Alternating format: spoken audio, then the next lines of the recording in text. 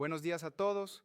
Hoy vamos a adentrarnos en uno de los temas más prácticos y absolutamente críticos para su desempeño profesional como tecnólogos en emergencias médicas: la interpretación de sensibilidad, especificidad y valores predictivos en las pruebas diagnósticas y escalas de triaje que ustedes van a usar todos los días en el campo. Sé que cuando escuchan términos como sensibilidad y especificidad, pueden pensar que estamos entrando en algo muy técnico y abstracto, pero les aseguro que al final de esta clase van a entender que estos conceptos son simplemente las herramientas que les permiten responder a las preguntas más importantes de su trabajo. ¿Puedo confiar en esta prueba? ¿Este resultado positivo realmente significa que mi paciente está enfermo? ¿Puedo estar tranquilo si la prueba sale negativa? Permítanme comenzar con una situación que todos podemos imaginar.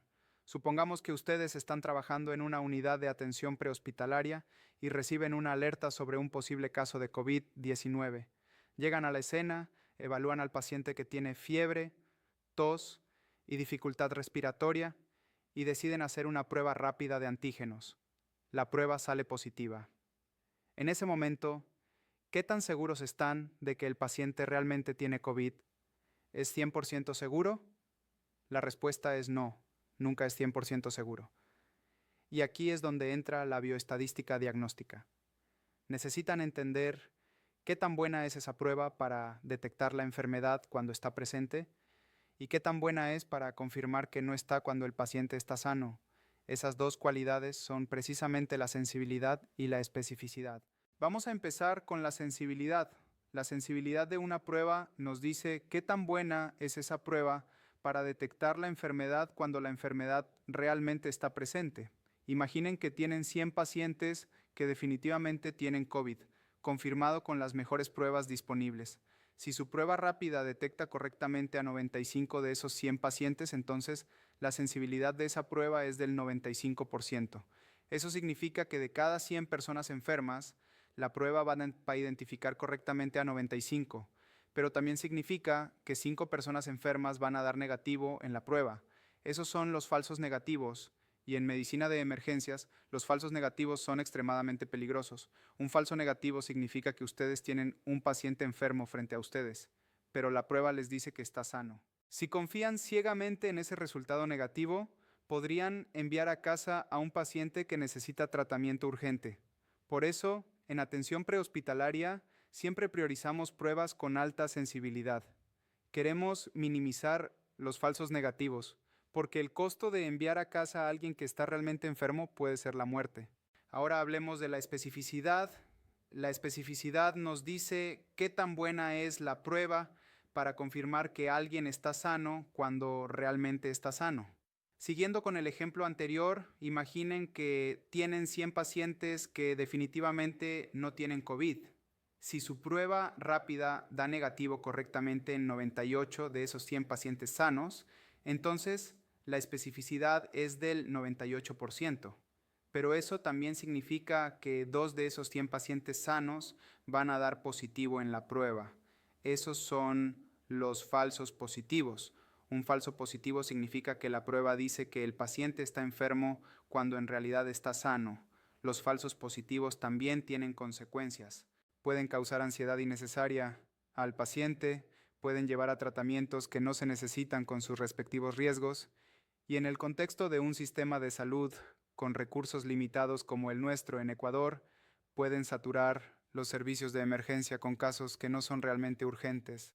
Aquí viene algo muy importante que quiero que entiendan profundamente. La sensibilidad y la especificidad son propiedades intrínsecas de la prueba, son características inherentes al test mismo. Si una prueba tiene 95% de sensibilidad y 98% de especificidad, esos valores se mantienen constantes sin importar dónde apliquen la prueba, siempre que se mantengan las mismas condiciones técnicas. Pero aquí está el truco, y esto es algo que muchos profesionales no entienden. Conocer la sensibilidad y especificidad de una prueba no es suficiente para tomar decisiones clínicas. Lo que ustedes realmente necesitan saber es esto: si mi prueba sale positiva, ¿cuál es la probabilidad real de que mi paciente esté enfermo? Y si mi prueba sale negativa, ¿cuál es la probabilidad real de que mi paciente esté sano? Esas preguntas se responden con lo que llamamos valores predictivos. El valor predictivo positivo es la probabilidad de que un paciente tenga la enfermedad dado que la prueba salió positiva. El valor predictivo negativo es la probabilidad de que un paciente esté sano dado que la prueba salió negativa. Y aquí viene la parte crítica que muchos olvidan. Los valores predictivos no son constantes. Los valores predictivos dependen dramáticamente de algo que llamamos la prevalencia, que es qué tan común es la enfermedad en la población donde están trabajando. Déjenme darles un ejemplo concreto que va a hacer que esto sea cristalino. Imaginen que tienen una prueba para detectar una enfermedad muy rara, tan rara que solo una de cada 1000 personas la tiene. Supongamos que esta prueba tiene 99% de sensibilidad y 99% de especificidad. Esos son números excelentes, ¿verdad? Ahora aplican esta prueba a 10.000 personas. De esas 10.000 personas, dado que la prevalencia es de 1 en 1000, solo 10 personas realmente tienen la enfermedad.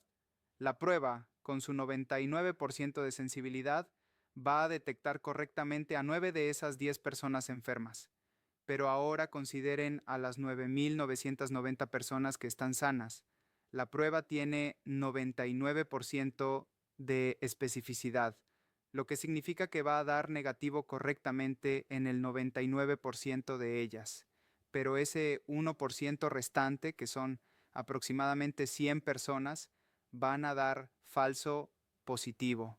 Entonces, al final del día, ustedes tienen aproximadamente 9 verdaderos positivos y 100 falsos positivos. Eso significa que si la prueba sale positiva, la probabilidad de que el paciente realmente tenga la enfermedad es solo de 9 dividido por 9, que es menos del 10%. Incluso con una prueba excelente en una enfermedad rara, un resultado positivo probablemente es un falso positivo. Este fenómeno es absolutamente crítico para entender en el contexto ecuatoriano. La prevalencia de las enfermedades varía enormemente según la región, la época del año y las circunstancias epidemiológicas.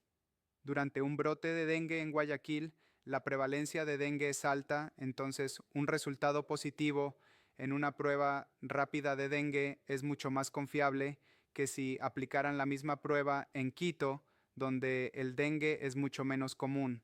Del mismo modo, durante la temporada de influenza, la prevalencia de gripe es alta, entonces los valores predictivos de las pruebas para influenza son diferentes que en otras épocas del año. Por eso es tan peligroso memorizar valores predictivos de estudios internacionales.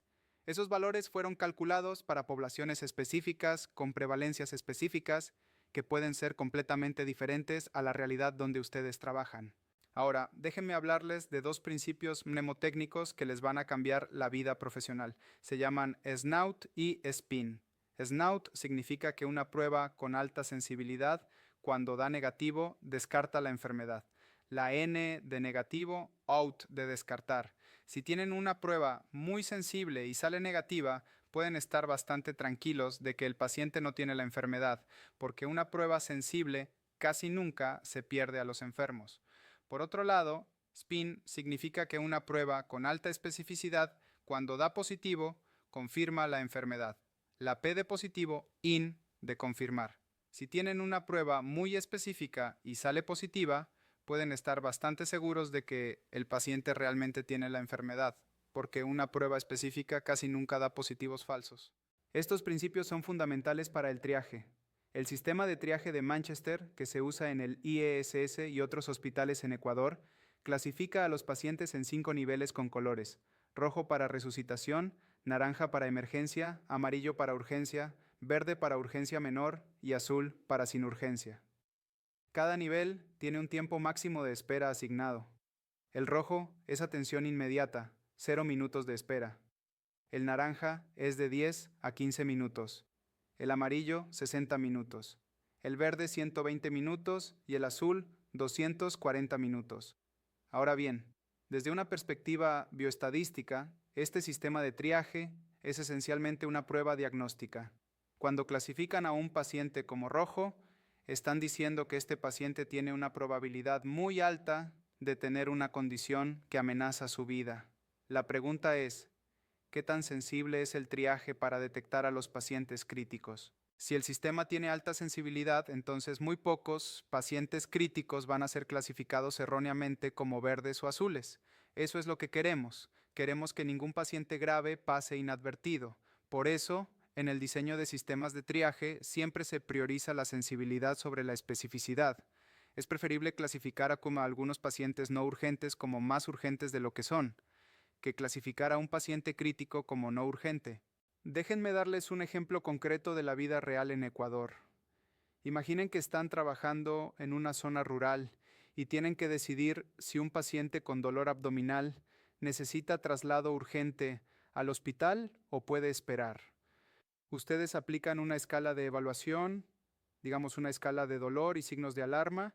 Si esa escala tiene alta sensibilidad, entonces cuando da negativo, cuando dice que el paciente no es urgente, ustedes pueden estar razonablemente tranquilos, pero si la escala tiene baja sensibilidad, entonces incluso un resultado negativo no descarta completamente la posibilidad de una apendicitis o un embarazo ectópico roto. En ese caso, su juicio clínico tiene que prevalecer sobre el resultado de la escala.